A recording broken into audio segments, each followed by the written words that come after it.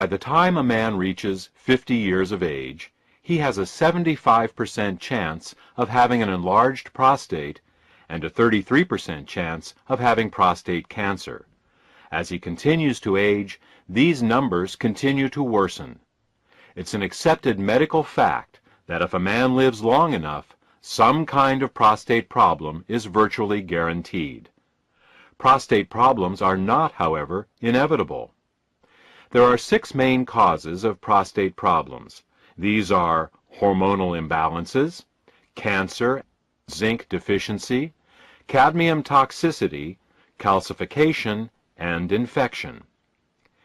In this audio presentation, we will discuss each of these 6 problems in detail, and then for each problem, tell you which natural ingredients are most effective at addressing each particular problem. Should you want a product with all of the ingredients for each of the problems we are about to discuss, they are available in the Endosterol product. Now, let's begin with hormonal imbalances and cancer, as these 2 problems are intimately related. Up until his early 30s, a man produces more testosterone than estrogen. Yes, you heard right. Men produce estrogen. This is natural and is nothing to worry about. Men produce estrogen and women produce testosterone. The difference is that men make more testosterone than estrogen and women make more estrogen than testosterone. It is this predominance of one hormone over the other that is responsible not just for the differences between male and female bodies, but also the differences between male and female personalities. Unfortunately, as a man ages, he makes less and less testosterone and more estrogen until by age 34, a man makes more estrogen than testosterone. I call this a hormonal inversion. This process accelerates with age, so that by the time a man is 60, he makes twice as much estrogen as testosterone, and by age 90, 12 times as much. While somewhere in a man's 50s, this change is officially labeled as andropause, which is the male version of menopause, you can see that the process actually starts in a man's mid-30s. A hormonal inversion can show up in many ways. In the sports world, a man's performance begins to suffer. This is why you don't see many professional athletes at the top of their game past age 40. Muscle size and tone decreases, and fat begins to accumulate. This gives a man a softer, more feminine appearance. In the business world, a man may begin to lose his competitive edge. In relationships, he becomes more passive. In general, as the hormonal inversion begins to take hold, a man becomes more sensitive and less aggressive, more feminine. Regardless of how you feel about the effect of female hormones on your personality, the male body doesn't like it at all. In particular, this hormonal inversion wreaks havoc on a man's prostate. Hormonal inversion, or the dominance of estrogen over testosterone in man, is due to 3 actions. First, as a man ages, he makes less testosterone. This is understandable, as all hormones decrease in their production with age. Second, some of his testosterone begins turning into dihydrotestosterone, or DHT for short. This happens courtesy of an enzyme called 5-alpha reductase, whose job it is to convert good testosterone into its evil counterpart, DHT. It's DHT that is the main cause of hair loss and prostate enlargement. Did you ever wonder why baldness is predominantly a male problem? It's because men make more testosterone than women and thus are at greater risk of having more testosterone that turns into DHT. The third cause of hormonal inversion is a bit more bizarre. It turns out that there is an enzyme in a man's body called aromatase, whose function it is to convert testosterone into estrogen, and not just any kind of estrogen, because there are actually 3 different types of estrogen. This aromatase enzyme turns testosterone into the most powerful of the 3 forms of estrogen, namely estradiol. Thus, as a man ages, he not only makes less testosterone, but what little testosterone he makes, his body then turns into DHT and the estrogen estradiol. Now, we already know the DHT causes hair loss and balding. What does estradiol estrogen cause? Aside from feminization of the body and personality, estradiol causes cancer, and most specifically, prostate cancer. So, just what are the odds of this happening to any given man? As we said in the introduction, in terms of prostate enlargement, by age 50, 75% of all men have an enlarged prostate, and by age 50, 33% have prostate cancer. Prostate cancer is the most common non-skin cancer in the United States, and the second leading cause of death from cancer among U.S. men, after lung cancer. As a man gets older, these numbers get much worse, and if a man lives long enough, prostate enlargement and cancer are virtually guaranteed. Medical treatments for an enlarged prostate and prostate cancer often leave men in diapers, unable ever to have sex again. So what do we as men need to do?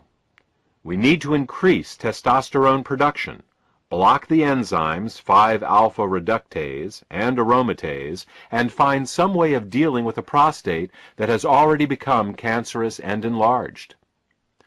Alternative medicine has identified many natural ingredients that can help us do this, but the best of all of them are beta-sitosterol and ellagic acid. Beta-sitosterol suppresses both 5-alpha reductase and aromatase, so that takes care of DHT and estrogen. In terms of prostate cancer, animals treated with beta-sitosterol had 43% smaller tumors and had 1/2 the rate of metastases over untreated animals. Ellagic acid works by causing cancer cells to actually self-destruct. The technical term for this is apoptosis. Whenever a cell becomes cancerous, our DNA instructs it to self-destruct. This is one of the most powerful safeguards we have in preventing cancer. Unfortunately, some cancer cells manage to block this signal. These are the cells that go on to grow and form tumors. What ellagic acid does is to reinstate the self-destruct signal in these cancer cells. Ellagic acid does this for all cancers, but studies show that it is particularly effective at this for prostate and breast cancers.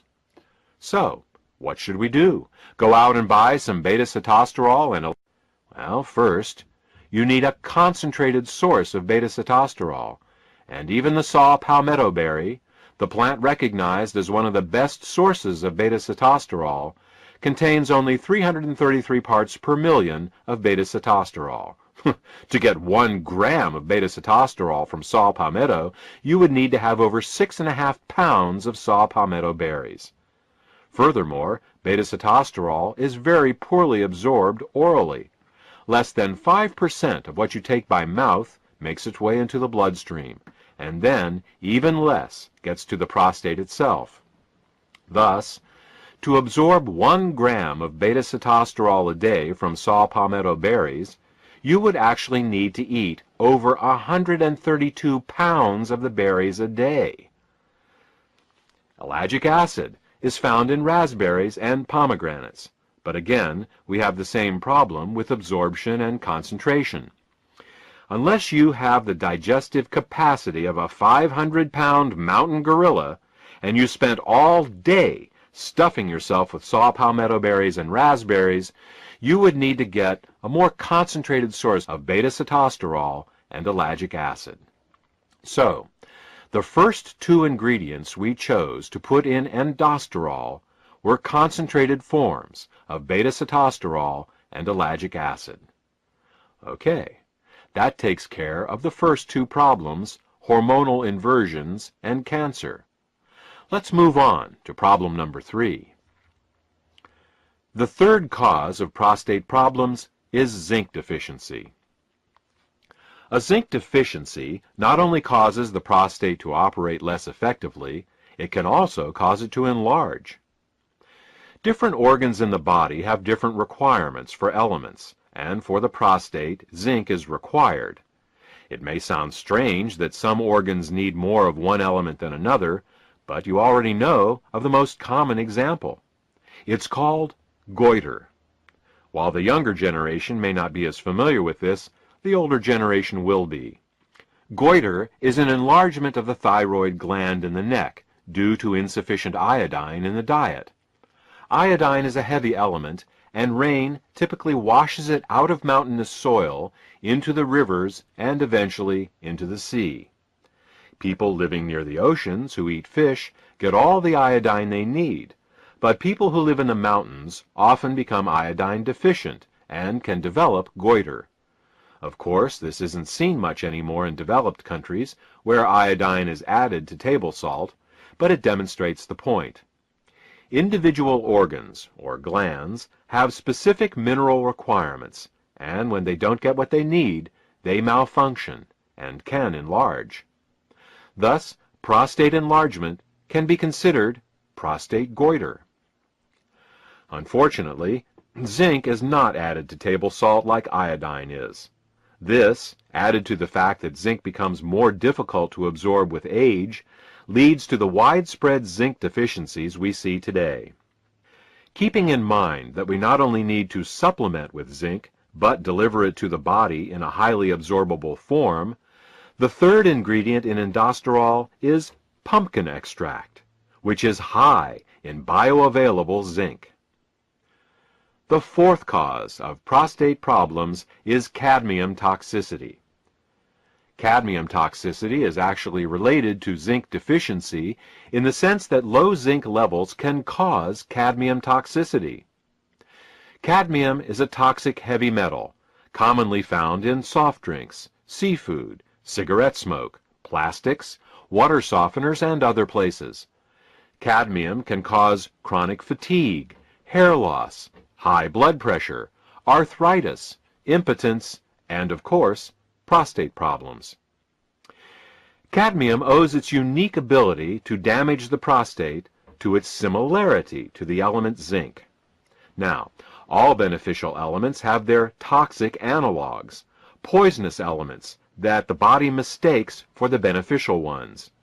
This is due to similarities in the atomic radius and electrical charge of certain elements. Thus, the body mistakes aluminum for magnesium, lead for calcium, mercury for selenium, and cadmium for zinc. Now, the prostate needs zinc to function, and it is often zinc deficient. So when it sees some toxic cadmium floating by in the bloodstream, it thinks, "Oh good, here's some zinc, I need that," and it gobbles it right up.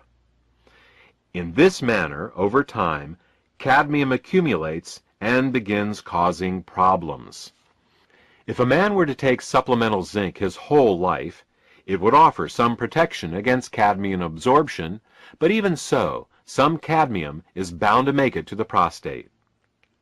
The only way to deal with cadmium is to remove it with a chelator. A chelator is an ingredient that has a very strong attraction to a particular element. If the attraction it has is stronger than the attraction the body has for that element, the chelator can pull that element out from the body. The safest and most effective cadmium chelator is called EDTA. EDTA is an amino acid that has a 50-year history of removing toxic metals like cadmium from the body. Once EDTA has attached itself to cadmium, the entire complex becomes water-soluble and will be eliminated harmlessly in the urine within a few hours. Thus, EDTA is the fourth ingredient in endosterol. The fifth cause of prostate problems is calcium deposits in the prostate. We've discussed cadmium, and we can agree that it is a toxic metal. But what about calcium? Isn't calcium vital for our health? Absolutely. Calcium keeps our bones and teeth healthy and has many important roles to play in our biochemistry. What is not commonly known is that as we age, calcium migrates from the bones and teeth, where it belongs, into the soft tissues and organs of the body. When calcium does this, it turns from a beneficial mineral into a pathological one. When calcium moves into the kidneys, we get kidney stones. When it deposits in the gallbladder, we get gallstones. When calcium migrates into the arteries, we get arteriosclerosis and atherosclerosis. When calcium gets into the joints, we get arthritis. And when calcium gets into the prostate, we get prostatic calculi, also known as prostate stones. In addition to being a gland, the prostate is also a small pump, and like any pump, it needs to be free of debris to function properly. As we age, these tiny prostate stones accumulate, reducing the prostate's health and functionality. Now, there are two ways to remove prostate stones. The first is a medical procedure that involves a catheterization. Ouch! The second is with EDTA, which goes in and pulls the calcium out, just like it removes the cadmium. Thus, EDTA serves double duty, supporting both the removal of toxic cadmium and also calcium stones. The last cause of prostate problems we will address is that of infection. In addition to cancer, the prostate is susceptible to bacterial, viral, fungal, and parasitic infections. You will recall that ellagic acid is the ingredient used in endosterol to decrease cancer risk, but it does much more than that. Ellagic acid is truly a remarkable ingredient. Ellagic acid is antibacterial, antifungal, antiviral, and antiparasitic as well. Ellagic acid is such a remarkable ingredient that it is well worth learning a bit more about it. Ellagic acid inhibits all bacteria by inhibiting the enzyme gyrase. Gyrase is only found in bacteria, and it is the enzyme that allows bacterial DNA to coil. Without this enzyme, the bacteria's DNA unspools, and the bacteria dies. Unlike traditional antibiotics that are specific to certain bacteria, ellagic acid works on all bacteria. Since gyrase isn't a human enzyme, inhibiting it does us no harm. Ellagic acid inhibits fungi and yeast by inhibiting the enzyme chitin synthase 2. Almost all fungi and yeast cell walls are built out of a polysaccharide called chitin, and chitin synthase 2 is the enzyme they use to make chitin. Thus, by inhibiting chitin synthase 2, ellagic acid suppresses the growth of almost all fungi and yeast. Again, chitin synthase 2 is not a human enzyme, so inhibiting it does us no harm. Ellagic acid inhibits many viruses by inhibiting the enzyme integrase. Integrase is an enzyme that many viruses need to enter a cell. As you know, viruses cannot reproduce without entering a cell, so by inhibiting this enzyme, many viruses can be inhibited. Again, integrase is not a human enzyme, and its inhibition does us no harm. Finally, ellagic acid inhibits parasites, but the mechanism of how this happens is not yet fully understood. While many people believe parasitic infections to be limited to third world countries, many people harbor millions of intestinal parasites their whole lives without ever knowing it. Thus, in addition to the effects of ellagic acid on prostate cancer, ellagic acid also deals with the infective aspect of prostate disorders.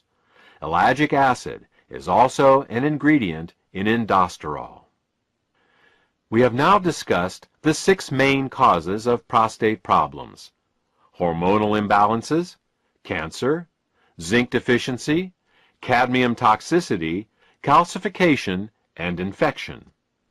We have also discussed the ingredients best suited to deal with these problems, namely beta-sitosterol, ellagic acid, pumpkin extract, and EDTA. The last question to be answered is, in what form should these ingredients best be administered? The answer is, as a suppository. Suppository administration was chosen as the delivery mechanism for endosterol for two reasons. Firstly, rectal absorption is recognized as being some 20 times greater than oral absorption. Secondly, and more importantly, has to do with the location of the prostate. When a suppository is inserted into the body, it rests some mere inches away from the prostate itself. It is this ability of a suppository to deliver ingredients directly to the prostate that makes it the optimal method of administration. Congratulations! You've now completed a crash course on prostate health. You know the 6 main causes of prostate problems, as well as what ingredients can be taken, both preventatively and therapeutically. For more information on endosterol, a product that combines all the ingredients we've talked about, contact the healthcare provider who gave you this presentation. Let's start with inflammation. As we get older, chronic aches and pains can begin to accumulate in the body. Inflammation is an important part of the healing process, but the chronic, unresolved inflammation associated with aging is definitely not beneficial.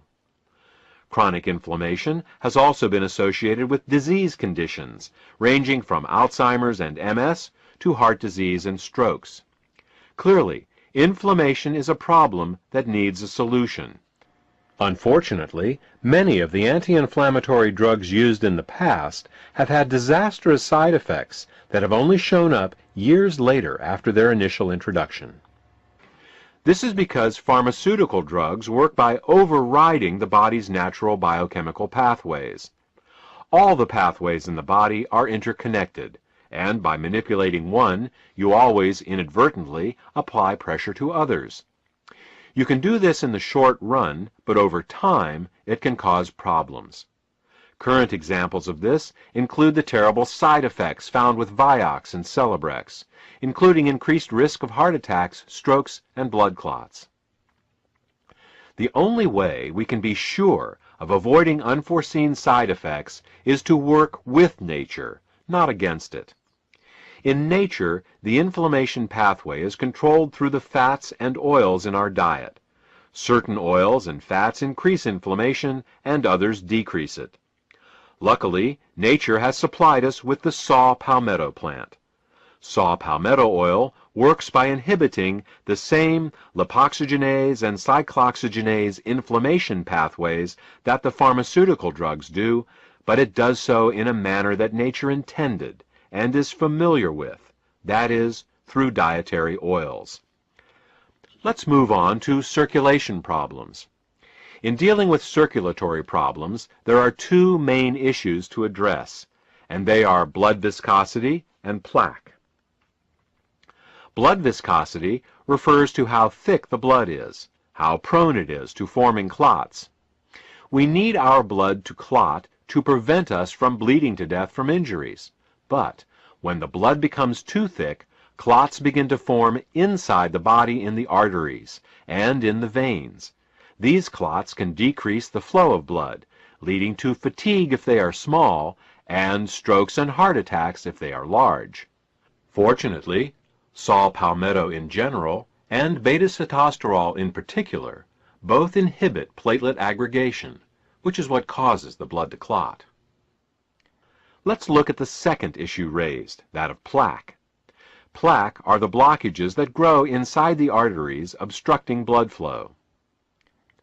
Scientific studies have shown that beta-sitosterol supports the removal of fat directly out of arterial plaque. Many people think that all they need to do to take care of their circulation is to keep their cholesterol low. The truth is, it isn't the fat in the bloodstream that causes the problem, but rather the fat in the plaque itself. While lowering cholesterol may look good on a blood test, the real key is lowering the fat in the plaque and keeping the blood thin. Still, if a good blood test is important to you, you will be happy to hear that beta-sitosterol has also been clinically shown to support the lowering of LDL cholesterol and triglycerides. Immune function is the second issue we will address in this chapter. While most people believe that a stronger immune system is a better immune system, the truth is that what we really want is a strong and balanced immune system. A person suffering from allergies has a strong but unbalanced immune system. A person suffering from an autoimmune disease also has a strong but unbalanced immune system. To understand the concept of immune balance, we will compare the immune system of a person to the internal and external security of a ritzy nightclub. In a nightclub, there are doormen and bouncers. The job of the doormen is to make sure that only the right sorts of people are allowed in. The job of the bouncers is to wander around inside the nightclub and toss out anyone that starts causing trouble. In order for the nightclub to operate successfully, there needs to be a balance between the doormen and the bouncers to keep the nightclub running smoothly. On the other hand, if the doormen are too aggressive and the bouncers are too passive, or vice versa, the nightclub will have problems. Let's look at the first scenario: overly aggressive doormen and passive bouncers. With overly aggressive doormen, perfectly good clients will be denied entry to the club. With passive bouncers, anyone who does get in and then causes a problem won't be removed. This type of immune imbalance is paralleled by a person with continual allergies and colds. The overly aggressive doormen reacting to clients that aren't a problem is analogous to a person allergic to things like cat hair or ragweed, things that pose no real threat to their health. The passive bouncers, letting clients get drunk and cause problems inside the nightclub, are analogous to a weak immune system, low on natural killer cells, unable to get rid of infections and cancer cells. Now, let's look at the second scenario: passive doormen and overly aggressive bouncers. With passive doormen, anyone can get into the club. With overly aggressive bouncers, peaceful and valuable clients are tossed out, and the fights between the bouncers and normal folk just there to have a nice time are always breaking out. This type of immune imbalance is paralleled by a person with an autoimmune problem. The overly aggressive bouncers fighting with peaceful patrons that aren't doing anything wrong is analogous to a person whose immune system is attacking their own body's tissues, such as rheumatoid arthritis, lupus, or MS. You can see now that before we attempt to strengthen an immune system, we should first balance it. Sometimes strengthening an immune system only makes matters worse by increasing allergic and autoimmune responses. Fortunately, beta-sitosterol has the unique ability of being able to balance the immune system, the doormen and the bouncers, so to speak. For those of you who are more scientifically minded, beta-sitosterol has an adaptogenic effect on Th1 and Th2 ratios.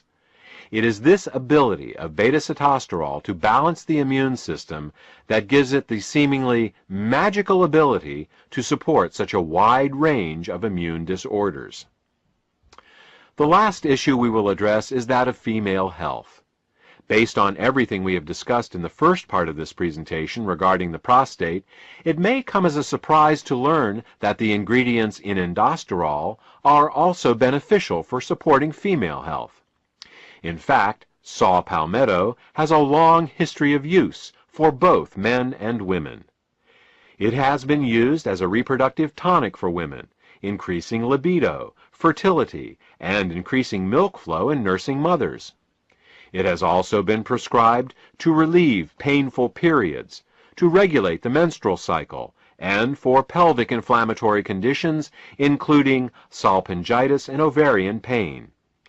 It has even been used to increase the weight of the uterus in postmenopausal women. Saw palmetto also has an affinity for the urinary system.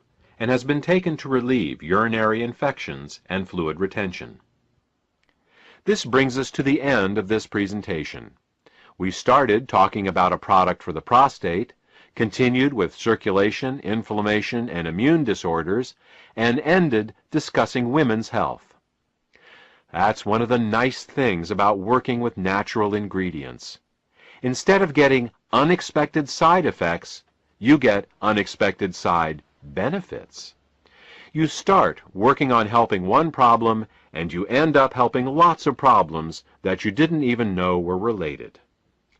I hope this information has been helpful to you. If you have any questions about how endosterol can support your health, endosomes are very sturdy. They have to be. All day long, they have to burn up fats and detoxify poisons. But they have a specific weakness, an Achilles heel, if you will, and that is phthalates. Phthalates are the chemicals that are added to plastics to make them more flexible.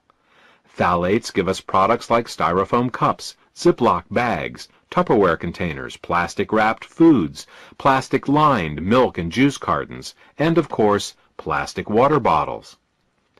Plastic water bottles can be the worst offenders, because the more pure the water, the more phthalates will leach into it from the plastic bottle.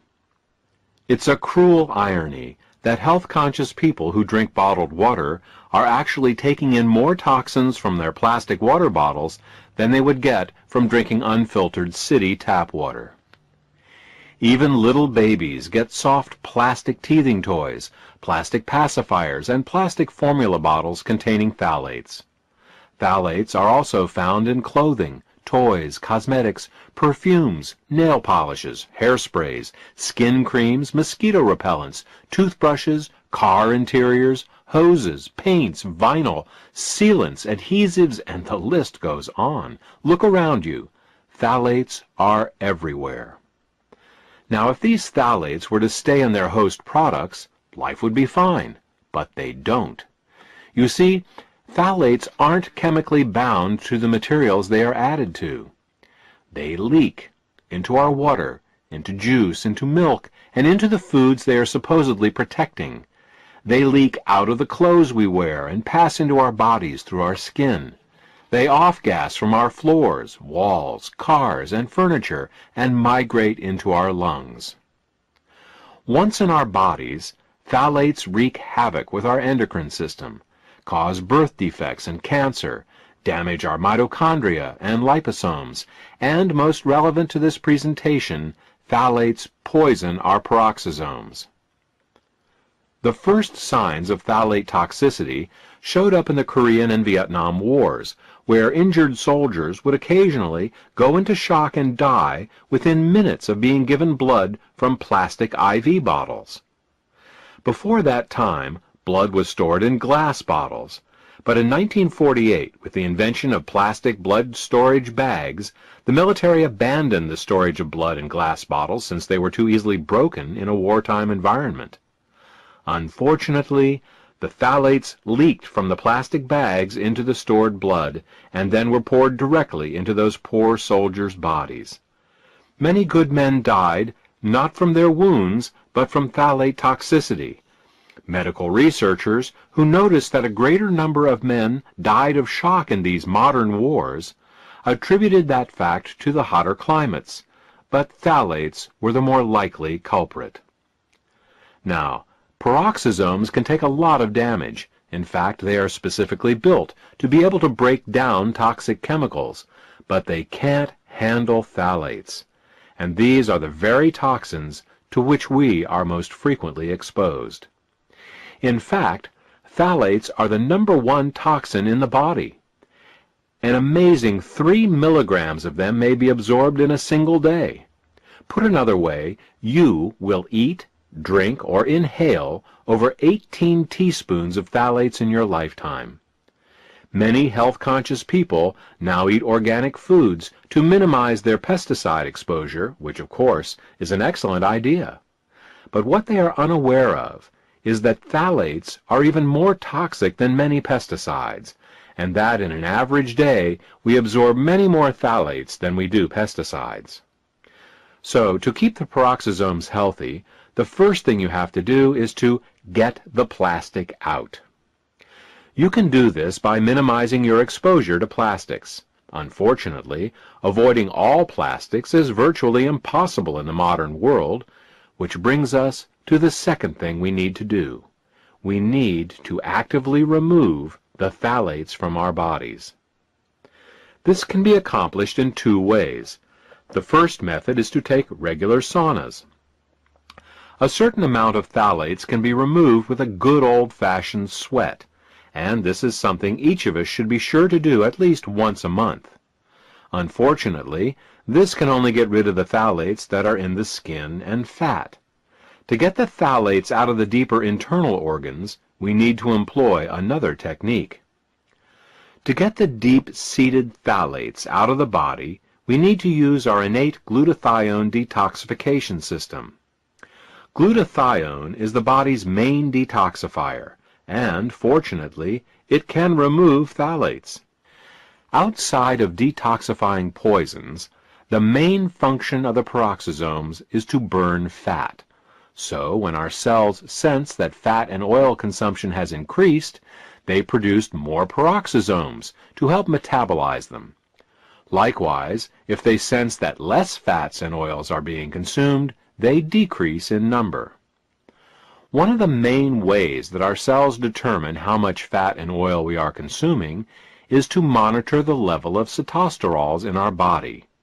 Since sitosterols are always found in fats and oils, this gives the cells a way to determine the amount being consumed, and then to increase or decrease peroxisome production accordingly. This peroxisome regulation system worked flawlessly, right up until the time fats and oils began being mass-produced in the last century. You see, fat and oil production companies don't like sitosterols. Sitosterols gum up their multi-million-dollar processing equipment. They make their products cloudy and give them a taste and odor some people find objectionable. They also cause their products to have a shorter shelf life. So what did these companies do? You guessed it. They filtered out all the sitosterols from their products. So what happens when you eat these unnatural sitosterol-free foods?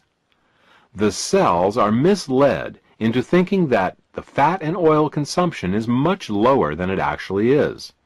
Over time, this causes a decrease in the number of peroxisomes. Since peroxisomes burn fat in the cells, less peroxisomes mean less fat-burning capability. This can cause fat to be put in storage around the body, and not just in the thighs and around the waist. In fact, fat can accumulate virtually anywhere in the body. When fat accumulates in the arteries, it is called atherosclerosis. Fat accumulation under the skin is called cellulite.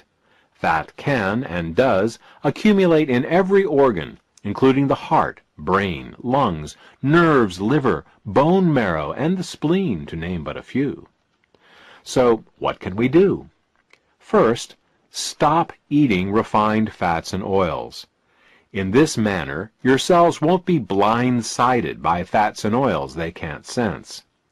Second, consider increasing your intake of sitosterols.